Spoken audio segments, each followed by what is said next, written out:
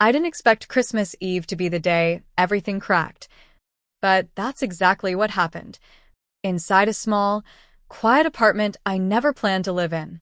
The building wasn't impressive, older brick, narrow hallway, the kind of place you choose for location, not beauty. And as the door closed behind us, I remember thinking how ordinary it all felt. Too ordinary. Ethan stood beside me, relaxed, confident, chatting easily with the seller while I walked slowly through the space, pretending to admire the windows, the worn floors, the view I barely noticed. The seller smiled politely, nodding as Ethan spoke, then answered him in German. And I understood every word, not because I had studied recently, but because I'd been studying quietly for years.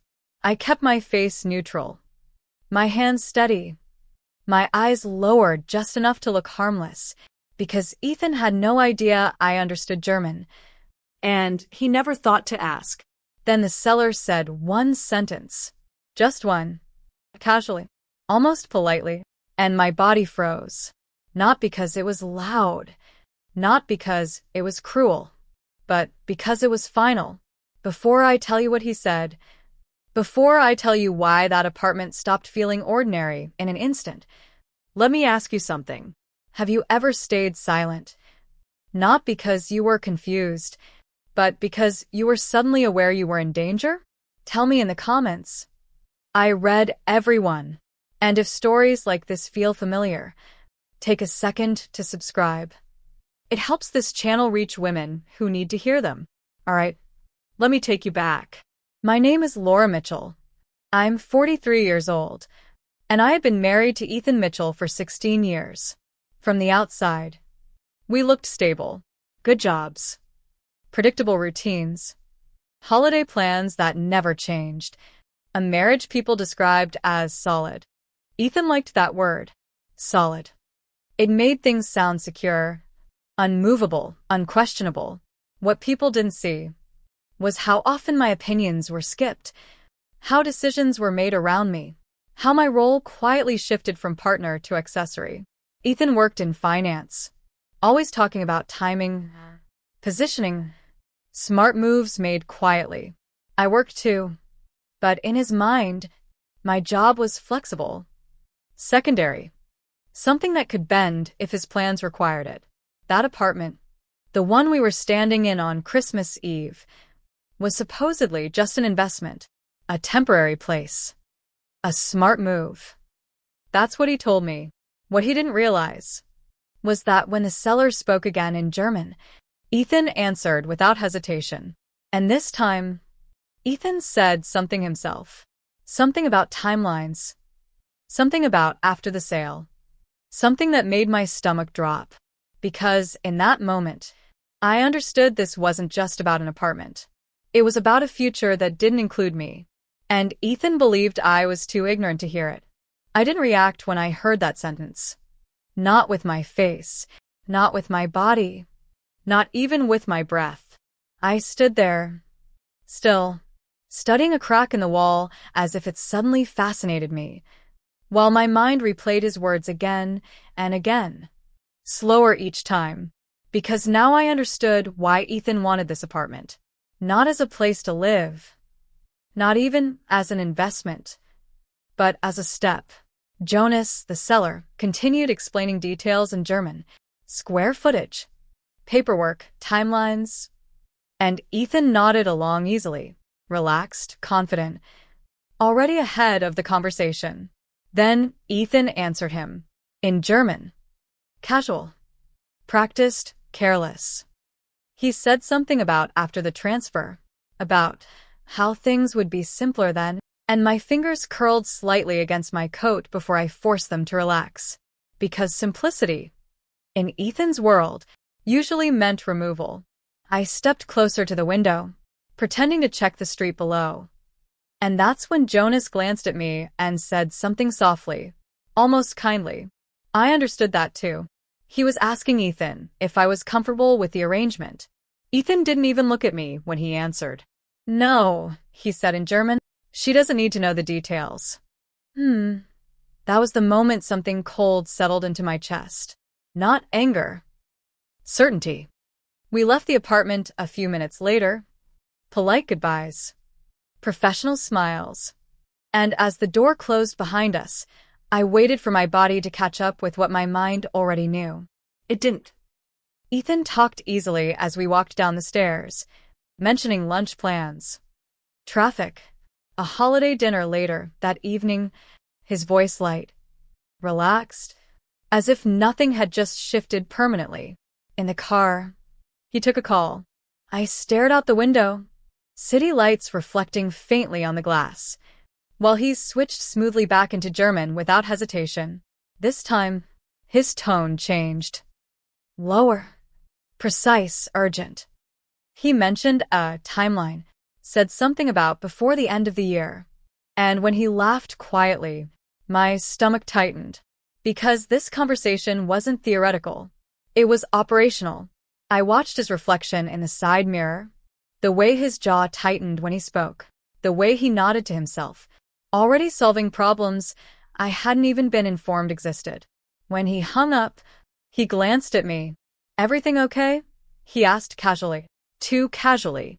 Yes, I said. Evenly, just tired. He smiled, satisfied, reassured, and turned the radio up slightly as we drove. But inside, I was already rearranging everything, because the apartment wasn't the beginning. It was the middle, and whatever Ethan was planning, it was already moving, quietly, deliberately, without me. Or so he thought. That night, lying awake beside him, listening to his breathing even out, I realized something far more dangerous than betrayal. Ethan didn't see me as someone he needed to deceive. He saw me as someone he didn't need to consider at all. And that meant he would keep talking, keep planning, keep revealing things in a language he believed made him invisible. What he didn't know was that by staying silent, I had just gained access to everything. And the next place he spoke German wouldn't be an apartment. It would be somewhere that mattered far more. The next morning, Ethan acted exactly the way he always did after a successful decision. Calm, efficient, slightly distracted, already living a few steps ahead of everyone else. He poured coffee, checked his phone, skimmed emails, and talked about errands we needed to run before the holiday rush swallowed the city. Let's stop by the bank, he said casually, not looking at me. I need to sign something before noon. I nodded, stirred my coffee slowly, and kept my voice neutral. Sure. The word tasted strange in my mouth, not because it was difficult, but because I already knew this stop wasn't routine. The bank was downtown, glass-fronted, modern, the kind of place designed to look transparent while hiding everything that mattered behind closed doors. Ethan greeted the staff by name, relaxed, familiar, and I noticed how easily he moved through the space, like someone who had been doing this for a long time. We were shown into a private office. The door closed. The room felt smaller instantly. A man stood up from behind the desk, tall, neatly dressed, and introduced himself. Klaus Richter, he said, then switched smoothly into German as he shook Ethan's hand. I kept my eyes lowered, pretended to adjust my bag, and listened, because the moment Klaus spoke, I knew this wasn't a coincidence. Ethan responded immediately, fluent, confident, and they began discussing accounts, timelines, documents that needed to be cleaned before the end of the year. My pulse stayed steady, but my attention sharpened. Klaus glanced at me briefly, then asked Ethan something in German. It wasn't about paperwork. It was about me. He asked whether I needed to sign anything. Ethan smiled faintly. No, he replied, without hesitation. She's not involved in this. Ouch. That sentence landed deeper than the one in the apartment. Because this time, it wasn't theoretical. This was financial. Real. Irreversible. Klaus nodded, accepting the answer, and turned back to his computer. They talked about transferring funds, about restructuring ownership, about how things would be simpler once certain names were removed. That word echoed in my head. Quiet, sharp, unmistakable. I forced myself to breathe evenly, kept my posture relaxed, because reacting would have cost me more than silence ever could. When Klaus finally switched back to English, his tone softened. Professional, neutral. He looked at me and smiled politely.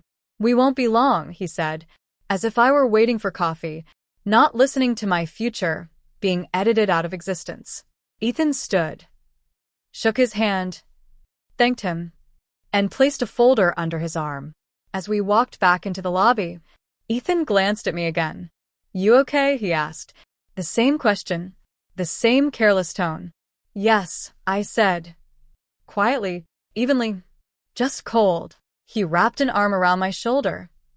Briefly, performative, reassuring to anyone watching. But inside, something had shifted again. Because now I knew two things. Ethan wasn't planning a possibility. He was executing a plan. And he was doing it in a language he believed protected him.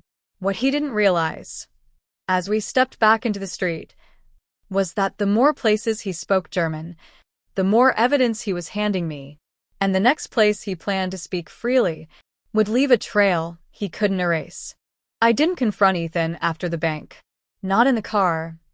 Not at home.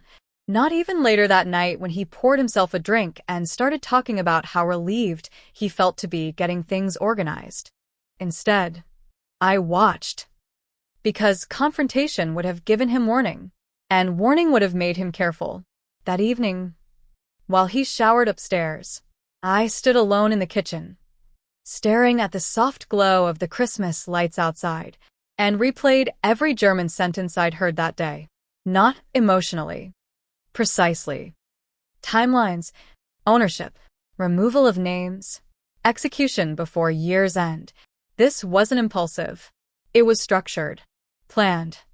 I opened my laptop quietly, not to search, not yet, but to confirm something far more important.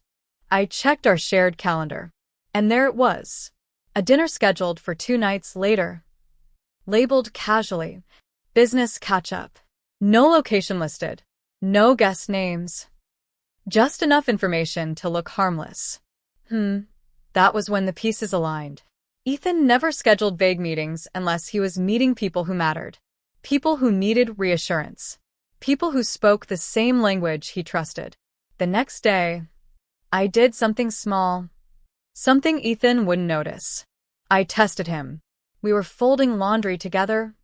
The most ordinary moment. Socks, towels, nothing that required attention.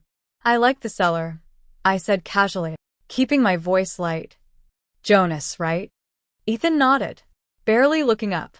"Yeah," he replied. "Nice guy." He had an accent. I added, pretending curiosity. "German, I think." Ethan shrugged. "Probably," he said, dismissive. "Europeans all sound similar after a while." Ouch. That dismissal confirmed everything. Because if he thought I suspected, he would have corrected me. He would have explained. He would have defended. Instead, he minimized. That night, after he fell asleep, I sat alone on the couch, the house quiet, the glow from the tree reflecting softly off the windows. And I allowed myself one honest thought. If Ethan had wanted to leave me, he could have said it. If he wanted a divorce, we could have discussed it. But this was erasure. And erasure required silence. Mine. And his. The next morning, he mentioned the dinner. "Don't wait up," he said lightly, grabbing his coat. "It might run late." "Who's going?" I asked. Careful, casual. "Just investors," he replied, already moving toward the door. "You wouldn't be interested." That was the sentence that settled it. Because interest wasn't the issue. Access was. I watched him leave, the door closing softly behind him, and stood there for a long moment, breathing, thinking, calculating. If Ethan was speaking German in apartments, in banks, and soon at dinners, then he was building his future out loud. All I had to do was stay invisible long enough to hear it all. And then, Choose exactly when to stop listening and start acting. Because the more confident Ethan became, the more careless he grew. And confidence, in men like him, always precedes the mistake. The morning of the dinner, I woke earlier than usual, not from nerves, but from clarity. Ethan moved through the house with the same casual efficiency, checking messages, buttoning his shirt, talking about traffic and reservations as if the evening ahead was nothing more than routine. I listened, nodded, let him believe the day would unfold exactly as he expected. After he left, I didn't rush. I cleaned the kitchen slowly, wiped the counters, folded the dish towel just the way he liked it, because normalcy had become my camouflage. Then I picked up my phone, stepped into the hallway, and made a call I had been avoiding for months. "Monica?" I said quietly when she answered. There was a pause, then warmth. "Laura," she replied, surprised. "Everything okay?" "Yes," I said, and then corrected myself. "No." But I need advice, not comfort. That changed her tone instantly. "Where are you?" she asked. "At home," I replied, "but I won't be long." An hour later, I was sitting across from her in a small office that smelled faintly of coffee and paper, the blinds half drawn, the room private in a way that felt deliberate. Monica didn't interrupt as I spoke. I told her about the apartment, the bank, the language, the sentences Ethan didn't know I understood, and the plan that was unfolding without my consent. When I finished, she didn't react emotionally. She leaned back, thoughtful, precise. "He's not just preparing to leave," she said finally. "He's preparing to control what's left behind." Ouch! Hearing it framed that way made my chest tighten.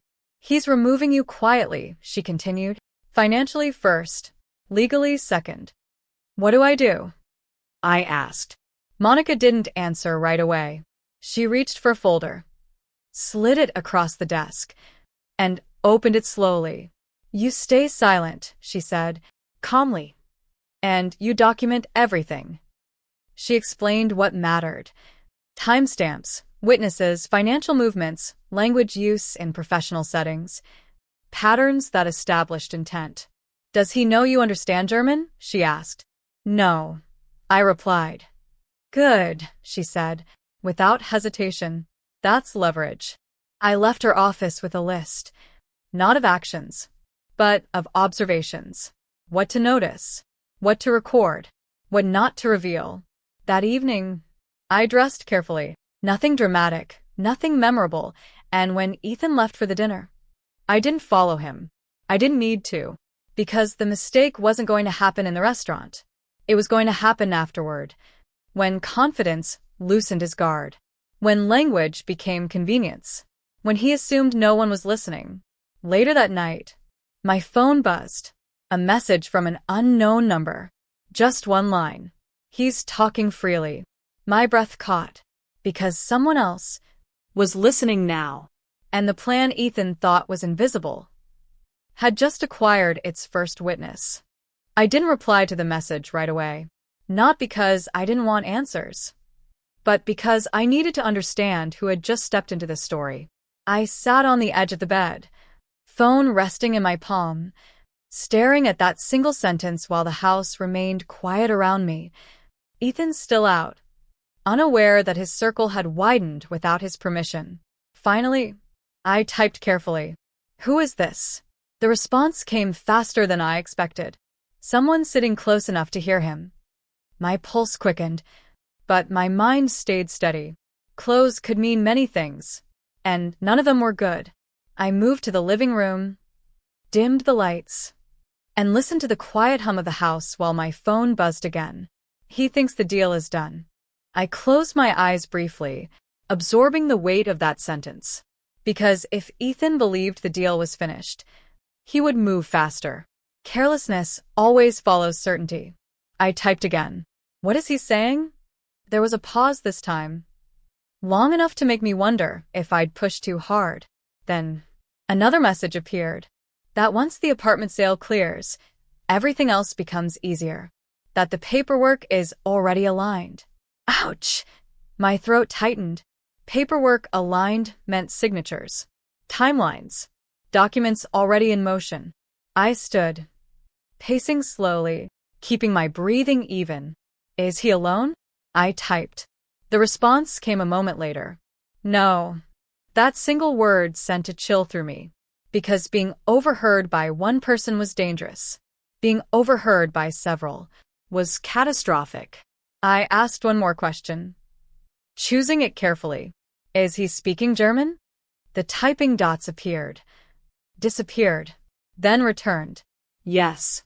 He said it's safer that way. That was it. The confirmation I needed. I thanked the unknown sender. Didn't ask for names. Didn't push further. Some doors are safer left closed, at least for now.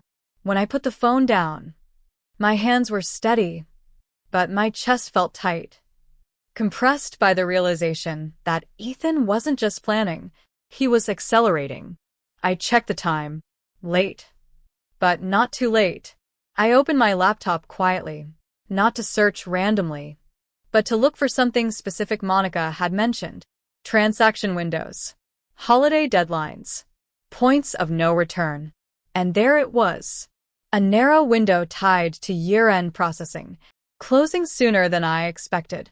If Ethan completed the sale and triggered the transfer before that deadline, reversing anything would become nearly impossible. My phone buzzed again. He's leaving now. I exhaled slowly, grounded myself, and closed the laptop. Because now, I understood the real danger. This wasn't about whether Ethan would leave me. It was about whether he would succeed before I could stop him. And if I moved too early, he would lock everything down. If I waited too long, he would disappear behind paperwork and silence. That night, when he came home smelling faintly of wine and confidence, I smiled, asked about dinner, listened to half-answers, and let him believe the evening had gone exactly as planned. Inside, I was counting days and realizing I might only have hours. The next 2 days passed with a precision that felt almost rehearsed. Ethan moved through the house lighter, more relaxed, as if some internal burden had already been lifted, and that alone told me he believed the hardest part was over. He hummed while making coffee, answered calls in the hallway, stepped outside when conversations shifted into German. No longer cautious, no longer hiding. Confidence had replaced restraint. That was dangerous. I stayed ordinary. I asked about groceries, about holiday plans, about nothing that mattered, and Ethan rewarded my silence with comfort, with casual affection, with reassurance he didn't realize had arrived too late. On the third morning, he mentioned traveling. Just overnight, he said, tightening his watch. Not meeting my eyes. I need to meet Jonas again. Final walkthrough. My stomach tightened, but my face didn't change. When? I asked. Tomorrow, he replied. Early. Tomorrow? The word landed heavily. Because tomorrow was the last open day before the processing window Monica had warned me about would close. I nodded, smiled faintly, and watched him leave. The moment the door shut, I moved. I grabbed my coat, my phone, my notebook, and drove straight to the bank. Not the same branch. A smaller one. Quieter, across town. I sat across from a woman whose nameplate read Senior Account Services. Explained carefully that I needed clarity on joint holdings. Nothing dramatic. Nothing accusatory. She smiled politely, tapped at her keyboard, and then paused. Her fingers stopped moving. That pause told me everything. There's activity pending, she said, carefully, but I'm not authorized to discuss details without your husband present. I nodded, pretending mild annoyance, not fear. I understand, I said, but could you tell me when those changes take effect? She hesitated, then glanced at the screen again. Once processed, she replied, they're immediate. Immediate. No buffer. No appeal. No undo. I thanked her, left calmly, and sat in my car for several long moments, breathing, grounding myself. Ethan wasn't waiting anymore. He was moving. That evening, he packed lightly, efficient, practiced, placing documents carefully into a slim folder he kept close. I watched from the doorway, memorizing details, because memory was becoming evidence. "Don't stay up," he said lightly, kissing my cheek, already half elsewhere. "I won't," I replied. After he left, I called Monica. "He's traveling tomorrow," I said quietly, "and the window closes." She didn't hesitate. "Then tonight," she replied, firmly. "You prepare." "Prepare for what?" I asked. "For the moment," she said. "When silence stops protecting you." I sat alone after the call. Lights dimmed, city quiet outside, and opened my notebook. Dates, phrases, names, locations. Each line steady, deliberate, building something that felt solid beneath my hands. Because tomorrow, Ethan would walk into that apartment believing his future was secured, and I would be deciding whether to let him finish what he started or interrupt it at the only point left. I barely slept that night, not because I was panicking, but because my mind refused to slow down. Every time I closed my eyes, I saw documents, signatures, dates aligning without me, a future being finalized while I lay quietly in the dark.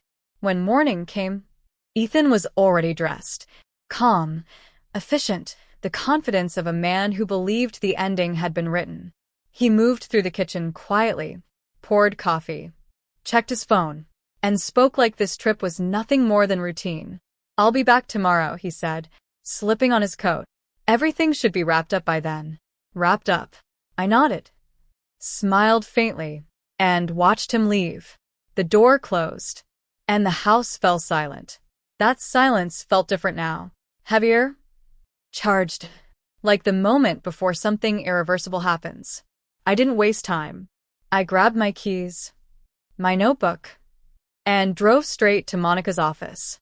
She was already waiting. "You're sure?" she asked, standing as I entered. "Yes," I replied. "Steady. Today's the day." She nodded once. "No drama. No hesitation." "Then we don't confront," she said. "We intercept." She explained it carefully, slowly, because this wasn't about accusation. It was about timing. There was a filing, a temporary hold, a procedural step that could only be triggered before final processing, and only by someone with standing. Me. "But once you do this," Monica said, meeting my gaze, "he'll know something's wrong." "I know," I replied. "What matters," she continued, "is whether he realizes how much you already know." I left her office with documents in my bag, my hands steady, my chest tight but controlled. Next stop, the courthouse. The building was quiet, holiday thin, fluorescent lights humming softly above polished floors. And as I stood in line, I felt strangely calm, not empowered, focused. When it was my turn, I stepped forward, placed the paperwork on the counter, and spoke clearly. "I need to file this today," I said, "before noon."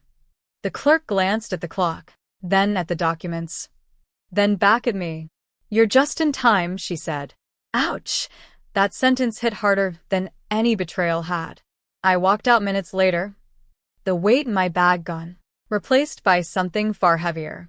Protection. My phone buzzed as I reached my car. A message from Ethan. "Meeting delayed. Still on track." I stared at the screen, my heart steady, my fingers calm, because now, his track ran through something he didn't control anymore. I drove home, sat quietly, waited. By late afternoon, the message came, not from Ethan, from Monica. Hold confirmed. I closed my eyes, exhaled slowly, and felt the first true shift inside me. Not relief, readiness.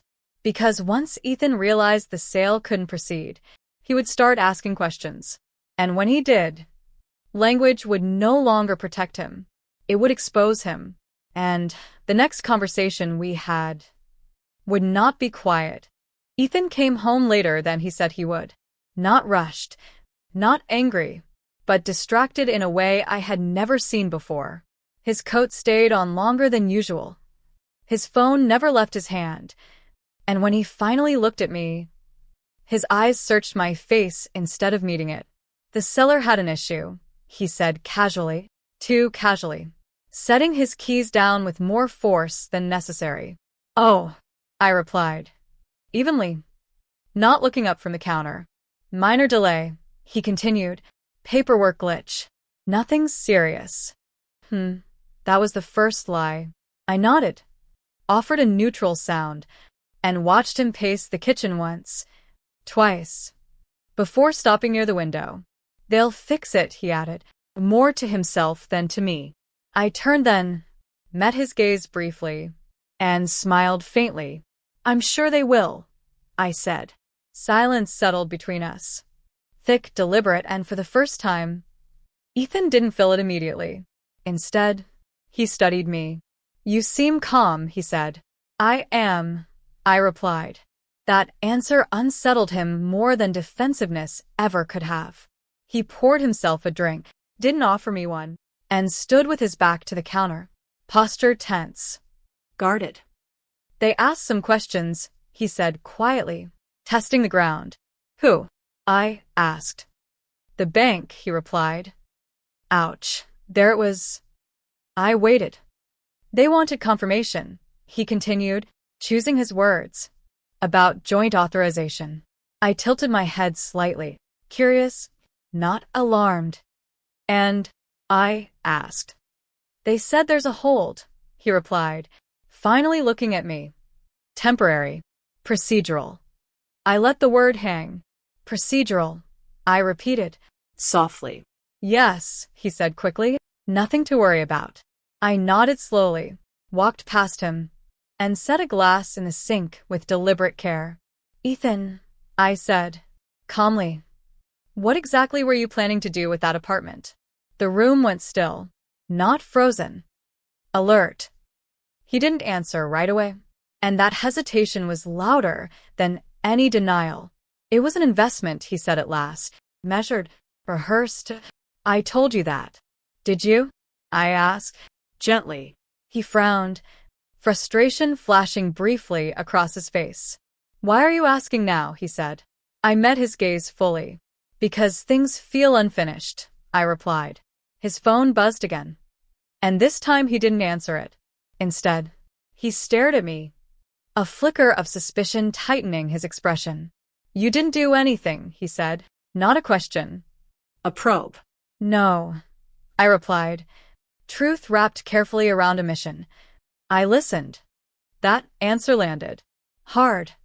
Ethan swallowed, glanced away, then back again, recalculating, because listening was something he had never considered dangerous.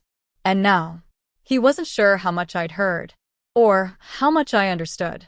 As he turned toward the hallway, muttering about calls he needed to make, I realized something important. This wasn't the confrontation. This was the warning, and the next move would determine who controlled the ending.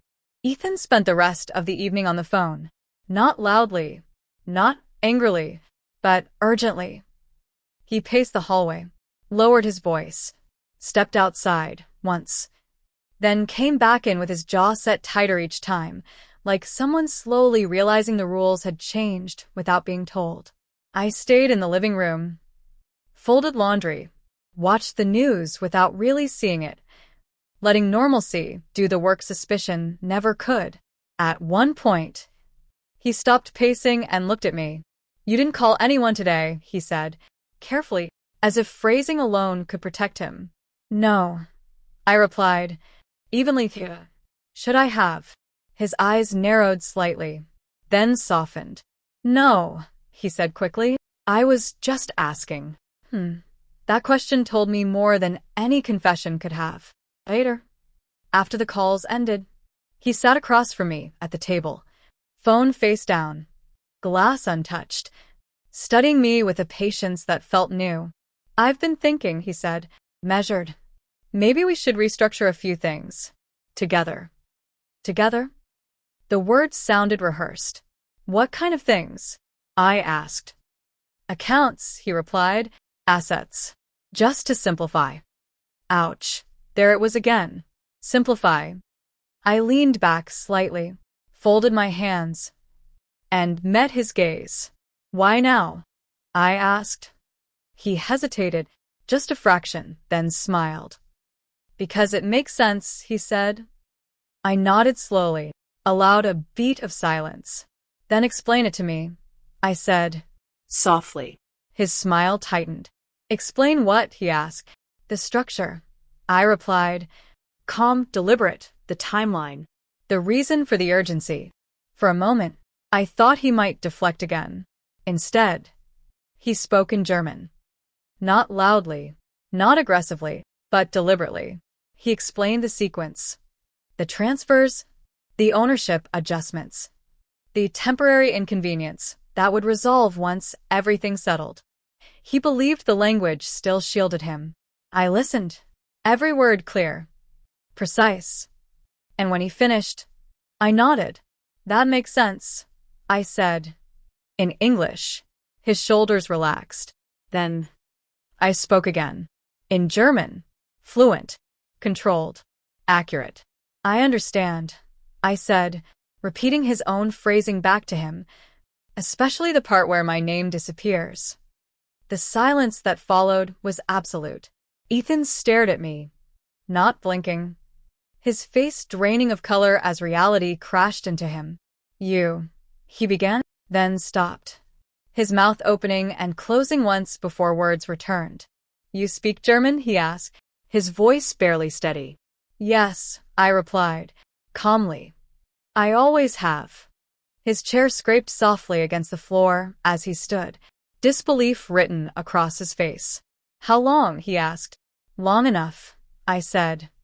He ran a hand through his hair, pacing once, then stopping directly in front of me. "How much did you hear?" he demanded.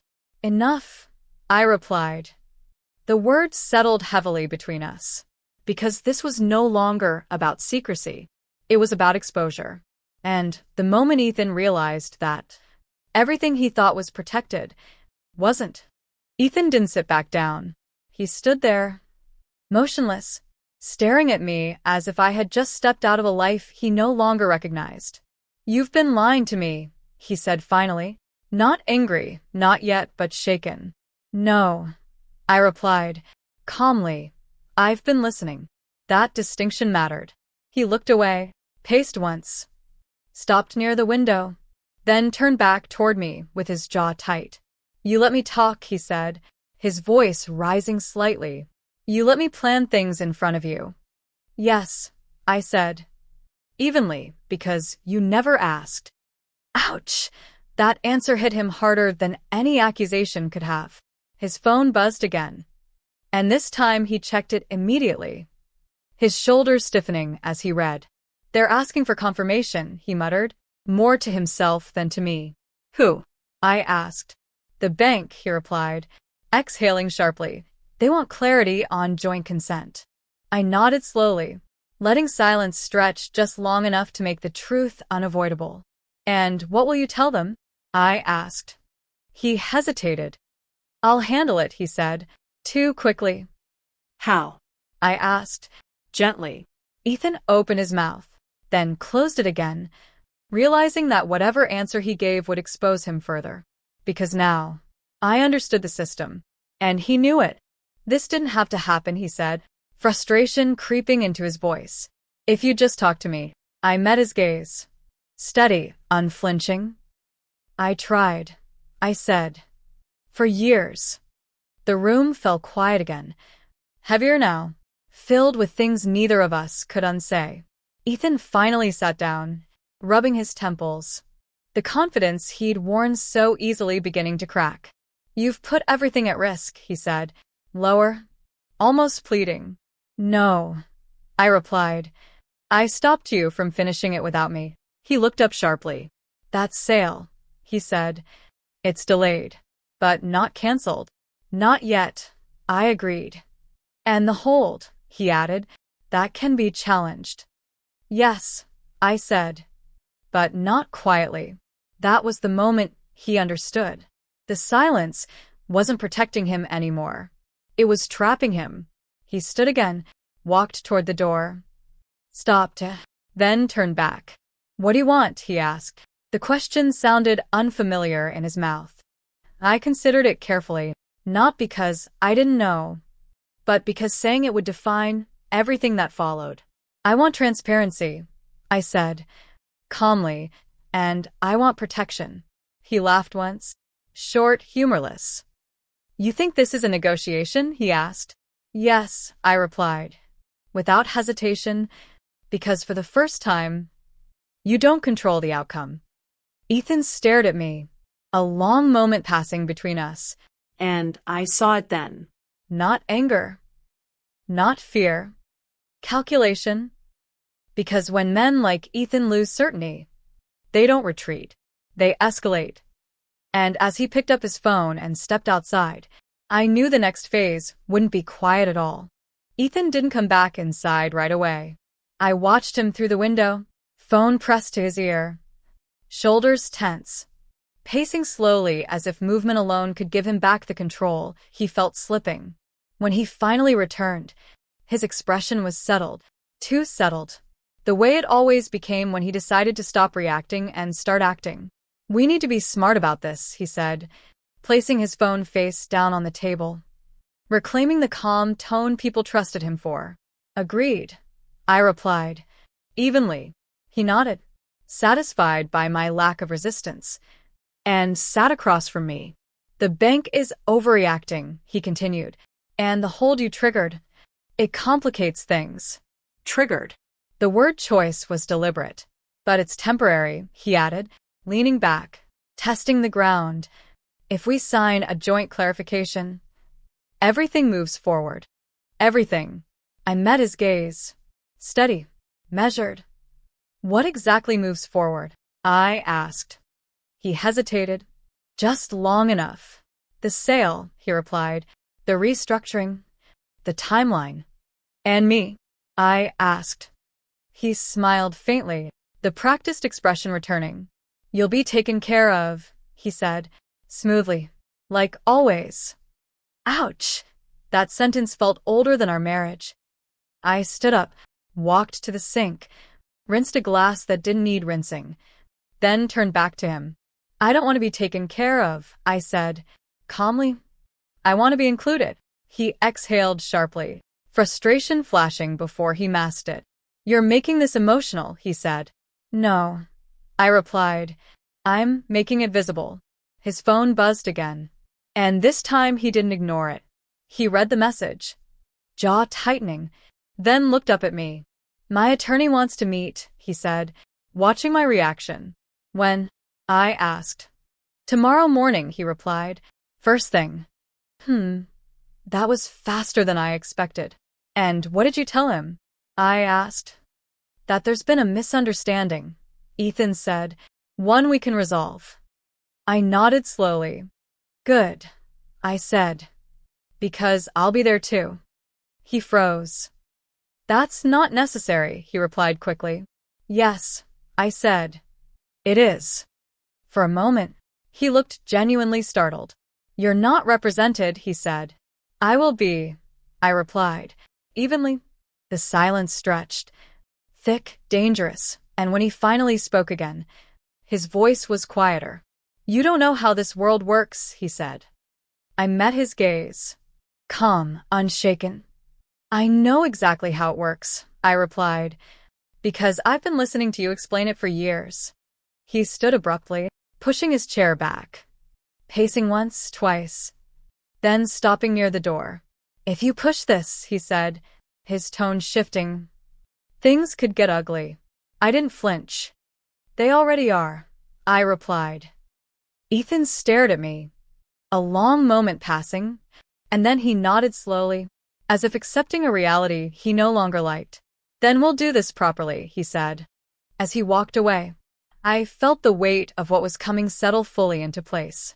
Because Ethan wasn't backing down. He was preparing to fight. And now, everything was out in the open. The attorney's office was colder than I expected. Not physically, but emotionally. The kind of space designed to strip feeling from decisions. Ethan arrived first, confident again, jacket pressed, posture composed, already speaking quietly to the receptionist, as if this were just another meeting he controlled. When he saw me enter, his eyes flicked briefly toward my side.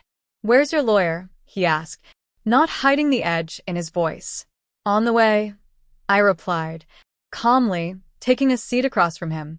That unsettled him more than anger would have, because uncertainty was never part of his plan. His attorney emerged moments later, shook Ethan's hand, glanced at me with professional curiosity, then motioned us inside. We sat. The door closed, and the room tightened. "This is a preliminary conversation," the attorney began, smooth, neutral, meant to clarify expectations and prevent escalation. Ethan nodded immediately. "Yes," he said, "that's what I want." I stayed quiet. The attorney turned to me. "Mrs. Mitchell," he said, "what are you hoping to accomplish today?" I didn't rush my answer.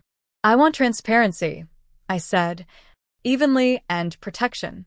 Ethan scoffed softly. "There's nothing to protect her from," he said, quickly. "This is being blown out of proportion." I met the attorney's gaze. "I understand German," I said, calmly, "and I have heard my husband discuss asset removal, ownership restructuring, and timeline acceleration without my consent." The room shifted. The attorney straightened slightly, interest sharpening behind his eyes. "That's a serious claim," he said. "Yes," I replied, "and it's documented." Ethan turned toward me sharply. "Documented how?" he demanded. I didn't answer him, because I didn't need to. The attorney looked between us, then spoke carefully. "If that's true," he said, "then certain actions already taken could be challenged." Ethan leaned forward. "Nothing is final," he said, firmly. "Not yet," I agreed, softly. That phrase hung in the air.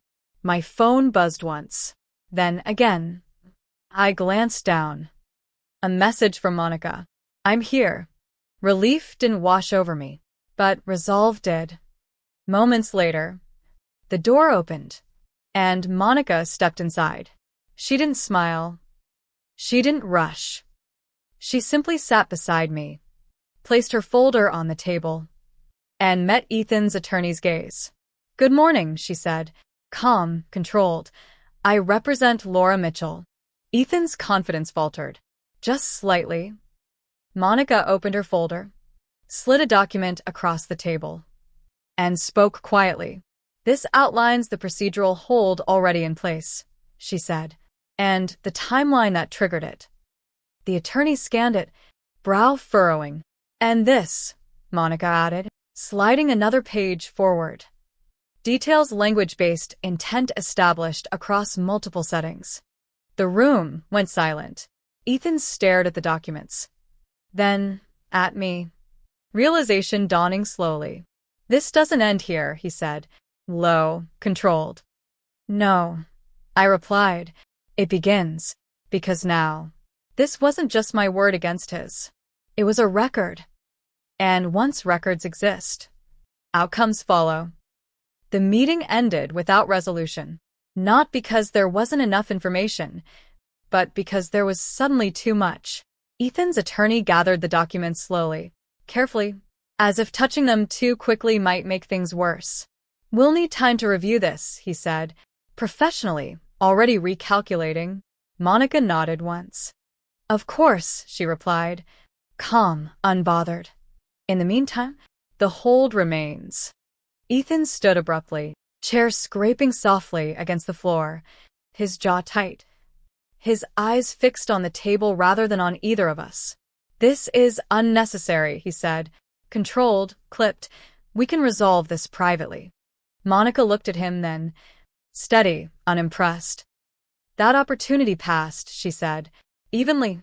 When you chose secrecy over consent. We left together. Not triumphantly, not relieved, but alert. Because escalation never announces itself loudly. It shows up as emails, as calendar changes, as quiet calls returned later than usual. By the time I reached home, my phone had already begun vibrating. Messages from numbers I didn't recognize. Vague inquiries. Polite check-ins from people who suddenly needed clarification. Ethan arrived an hour later. He didn't speak at first. He set his keys down, removed his jacket, and stood in the center of the room as if he were measuring the distance between everything he used to control. "You involved Monica," he said finally, not accusing, stating a fact. "Yes," I replied. He nodded slowly. "People are asking questions," he said, his voice lower now, restrained. "Good," I replied. That word landed harder than I expected. "You're damaging my reputation," he said, turning toward me, frustration slipping through his restraint. "No," I replied, calmly. "I'm revealing your behavior." He laughed once, short, humorless. "You think they care about behavior?" he asked. "Yes," I said, without hesitation, "when it leaves a trail." That night, he slept in the guest room, not out of courtesy, but distance. The next morning, I woke to an email forwarded by Monica. Subject: Request for clarification, asset transfer timeline. It wasn't from the bank. It was from an oversight office I had never interacted with before. Ouch! That was faster than expected. Ethan saw it too. I could tell by the way he moved through the kitchen. Quieter, more deliberate, his phone never leaving his hand. "They escalated," he said, not looking at me. "Yes," I replied, sipping my coffee steady. "They shouldn't have," he added, tension creeping into his voice. "That's not your decision anymore," I said. He stopped moving, turned, looked at me, and for the first time since I had revealed the language, he didn't see a wife. He saw a risk. And that was when I knew this had moved beyond marriage. It had entered consequence. The shift happened quietly, not with an argument, not with raised voices, but with silence that lasted too long. Ethan stopped explaining himself. He stopped asking questions. He stopped pretending we were still navigating this together. Instead, he became efficient, detached, careful in a way that told me he was no longer trying to fix the situation. He was trying to outmaneuver it. I noticed it in small things first. The way he stopped leaving his phone unattended. The way he began stepping outside for calls again. The way his emails disappeared from shared devices.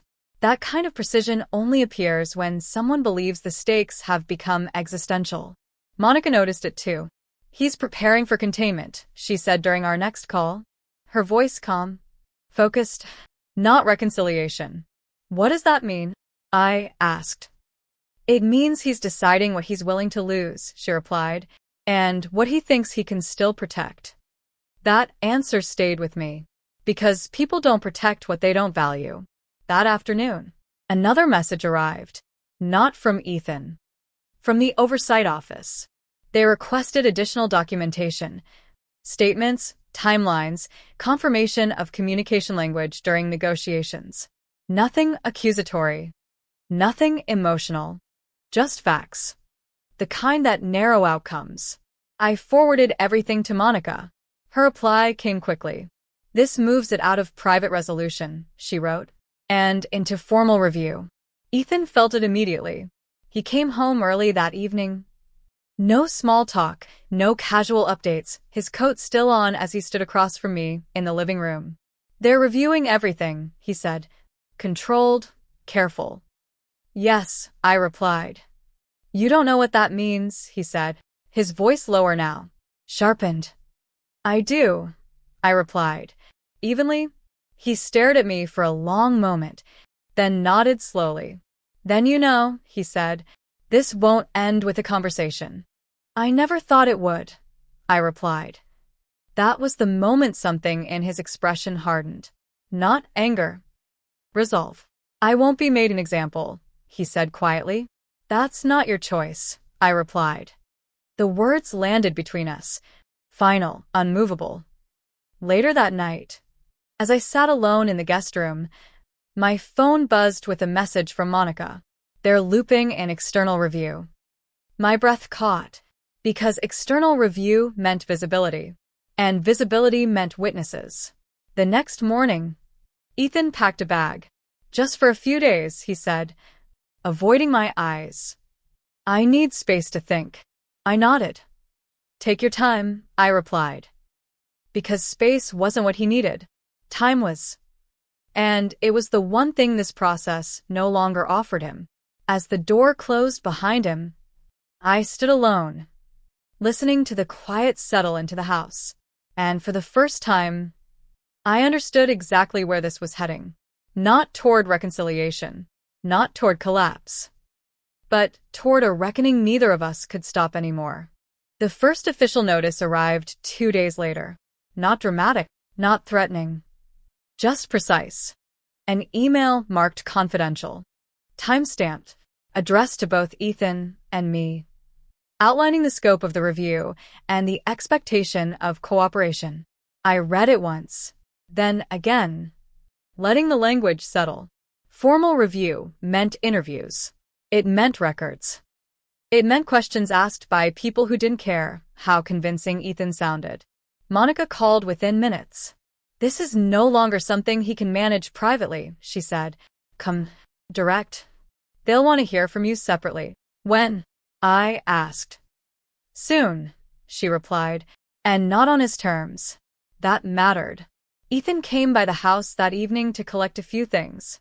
He moved carefully, as if the walls themselves might be listening. His confidence replaced by calculation. They've contacted me, he said, standing near the doorway. I'll handle my part. I'm sure you will, I replied, evenly. He watched me closely, trying to read something in my face, trying to gauge how far I intended to go. You don't have to say everything, he said quietly, lowering his voice. Some things can stay between us. I met his gaze, calm, unyielding. No, I replied, they can't. That answer landed heavily. He nodded once, accepted it, and turned away. The interview was scheduled for the following morning. Neutral location. Small conference room. 2 reviewers. Neither of them familiar. Neither impressed. They asked about timelines, language use, decision authority, and when I explained how German had been used strategically to exclude me, they didn't react. They wrote. That was worse. Did you ever consent to asset restructuring? One of them asked. No, I replied. Were you aware of planned transfers before the apartment viewing? The other asked.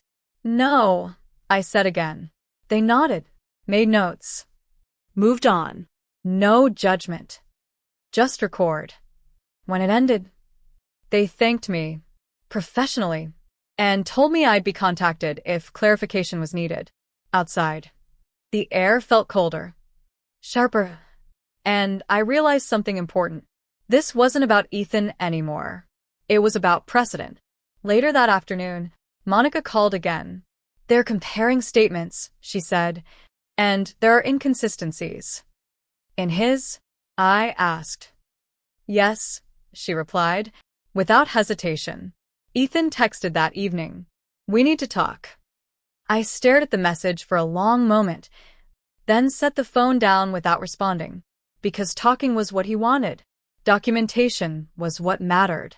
As night settled in, I stood by the window, watching lights flicker on across the street, ordinary lives continuing while ours unraveled quietly. And I understood then, this process wouldn't end with an argument. It would end with a decision, one that would permanently change how Ethan was seen, and how free I would finally be. The call came 3 days later, not from Ethan, not from Monica, but from a number I didn't recognize. I answered calmly. This is regarding the ongoing review, the voice said. Professional, neutral. We need to schedule a follow-up. I didn't ask why. I didn't need to. When I hung up, my hands were steady, but my chest felt tight in a way that told me this was no longer about clarification. It was about outcome. Ethan showed up at the house that evening without warning. No bag, no coat, just his phone in his hand and a look on his face I had never seen before. Urgency, stripped of arrogance. "They're freezing things," he said the moment he stepped inside. Voice low, controlled, but tight. "What things?" I asked. He hesitated. "Accounts," he replied. "Transactions." I nodded slowly. "That's standard," I said. His eyes snapped to mine. "You knew this would happen," he said. "Yes," I replied. The silence that followed wasn't explosive. It was hollow. "They think I manipulated the process," he said, frustration cracking through his composure. "They think you excluded me," I replied, evenly. "Because you did." He paced once, ran a hand through his hair, then stopped in front of me. "This can still be contained," he said, "if you help me." "Help me?" The words felt smaller than he intended. "What does that look like?" I asked. He swallowed. "Clarifying intent," he said, explaining context. I met his gaze. Unmovable. "My intent was survival," I said. "Your context was secrecy." That answer ended the negotiation. Ethan exhaled sharply, stepped back. And for the first time, I saw it clearly. Fear. Not of losing me. Of losing authority. "They're bringing this to committee," he said quietly. "I heard it from my attorney." I nodded. "That's the process," I replied. He stared at me, long, searching for something that wasn't there anymore. "You don't care what this does to me," he said. "I care," I replied. "Honestly, I just care more about what you tried to do to me." That landed. Hard. His phone buzzed again, and this time he answered it immediately, turning away, lowering his voice. "Yes, I understand. Tomorrow morning. I'll be there." He ended the call, slowly, then looked back at me. "They want me present," he said. "I know," I replied. "And you?" he asked. I nodded. "They asked for me too." The realization settled over him like a weight. This wasn't a private reckoning. It was a formal one. And tomorrow, the language he once used to hide would no longer protect him. The meeting took place downtown, early, before the city fully woke up. A neutral building, glass walls, quiet elevators, the kind of place where decisions are made without emotion and enforced without apology. Ethan arrived first. I saw him through the lobby windows, standing still, shoulders squared, phone in his hand but unread, a man waiting to be judged. When I walked in, he turned slightly, noticed me, then looked away. We didn't speak. We didn't need to. Inside the conference room, the committee was already seated. Folders open, screens lit, expressions unreadable. No warmth, no hostility, just authority. They asked Ethan to speak first. He did, calmly, carefully, laying out his version of events, emphasizing intention, minimizing impact, framing everything as miscommunication amplified by timing. I watched him without reacting, listening not to his words, but to what he avoided. Then they turned to me. "Mrs. Mitchell," one of them said, "please explain what you understood to be happening." I didn't dramatize it. I didn't editorialize. I stated facts. The apartment, the bank, the dinner, the language used, the exclusion, the timelines. I spoke slowly, clearly, answering only what was asked, allowing the record to build itself. One of them leaned forward. "Why did you remain silent initially?" she asked. "Because silence kept me safe," I replied, evenly, and because speaking earlier would have allowed the behavior to continue quietly. They nodded. Not agreement. Acknowledgement. Documents were referenced, timestamps compared, statements cross-checked. Ethan shifted once, twice, his composure thinning as the questions tightened. Then, the chair spoke. Based on the information presented, she said, we are issuing a temporary restriction on Mr. Mitchell's authority over joint financial decisions pending further review. Temporary, but binding. Ethan inhaled sharply, his jaw tightening. But he didn't protest. And, she continued, the attempted transfer is nullified until the review concludes. I felt the shift then. Not relief. Certain. They thanked us, formally, efficiently, and ended the session. Outside. The air felt heavier. Charged, as if the city itself were holding its breath. Ethan stopped beside me near the exit. This isn't over, he said, quietly, not threatening but strained. No, I replied, calmly, but it's no longer hidden. He looked at me for a long moment, then nodded once. The smallest acknowledgement of defeat I had ever seen from him. As he walked away, phone already to his ear, damage control beginning. I stood still, grounding myself in the reality of what had just happened. The plan he believed was invisible had been seen, and tomorrow, the consequences would begin to spread. The days after the meeting felt strangely calm, not peaceful, not resolved, but quieter than I expected. Ethan stopped coming by the house. Messages became shorter, more careful, stripped of urgency and certainty. The man who once moved effortlessly through systems now waited for replies like everyone else. Monica called on the third day. They're expanding the review, she said. Steady. That usually means one thing. What? I asked. They've found enough to keep looking, she replied. I didn't celebrate. I didn't cry. I simply nodded, understanding what that meant. Because expanded reviews don't contract. They conclude. That afternoon, I went back to the apartment building, not to see it again, but to close something quietly. The same hallway, the same door, the same ordinary walls that had once hidden something extraordinary. Jonas wasn't there. A different agent met me. Polite, efficient, unaware of the history that space carried for me. I walked through the room slowly, not searching for anything, just acknowledging that this place had never been meant for me. And that was okay. Outside, I sat in my car for a long moment, breathing, letting the finality settle. Ethan texted that evening. They've suspended my access.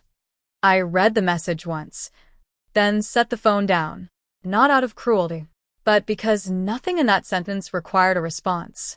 Later, I opened my laptop, logged into accounts that had once been shared, and saw the changes already taking effect. Restrictions, oversight notes, limits. The quiet language of accountability. For the first time, the system wasn't working against me. It was working correctly. That night, I slept deeply. No rehearsing conversations. No bracing for impact. Just rest. The next morning, sunlight streamed through the windows. And I realized something simple. I wasn't waiting anymore. Waiting had been the hardest part. Waiting to be considered. Waiting to be included. Waiting to be seen. That waiting was over. Monica called again that afternoon.